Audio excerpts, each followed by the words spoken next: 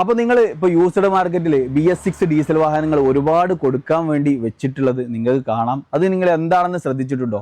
നമ്മൾ BS6 DPF എന്ന് പറഞ്ഞൊരു സംഭവം പുതുതായിട്ട് ആഡ് ചെയ്തിട്ടുണ്ട്.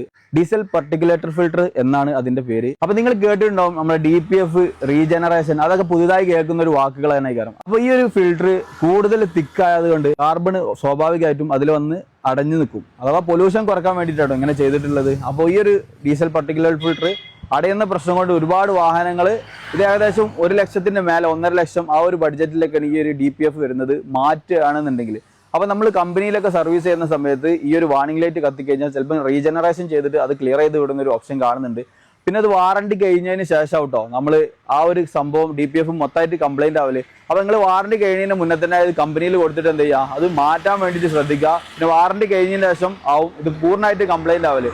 അപ്പോൾ എന്താവും, നമുക്ക് 1.5 ലക്ഷം അല്ലാതെ 1 ലക്ഷമൊക്കെ ഇറക്കണ ഒരു ബഡ്ജറ്റ് ഇറക്കേണ്ട ഒരു സാഹചര്യം നമുക്ക് വരും. അപ്പോൾ പുതിയ ഡീസൽ വാഹനങ്ങളൊക്കെ എടുക്കുന്ന ആളുകൾ എന്ത് ചെയ്യുക, നല്ല ഓട്ടമുള്ള ആളുകൾ മാത്രം BS6 പുതിയ ഡീസൽ വാഹനങ്ങൾ ചൂസ് ചെയ്യുക. അല്ലാന്നുണ്ടെങ്കിൽ പെട്രോൾ, CNG അങ്ങനെ ചൂസ് ചെയ്യട്ടോ. അപ്പോൾ ഈ ഒരു കാര്യം നമ്മൾ ശ്രദ്ധിക്കുക. അതേപോലെ യൂസ്ഡ് മാർക്കറ്റിൽ ഒരുപാട് വാഹനങ്ങൾ കൊടുക്കാൻ വേണ്ടിയിട്ടുണ്ട്. അത് കൂടുതൽ ഓട്ടമുള്ള വണ്ടികളാണോ, അതേപോലെ ഈ ഒരു കംപ്ലൈന്റ് ഉണ്ടോ എന്നുള്ളതൊക്കെ നമ്മൾ പൂർണ്ണമായിട്ട് ചെക്ക് ചെയ്തിട്ട് മാത്രം വാഹനങ്ങൾ എടുക്കട്ടോ.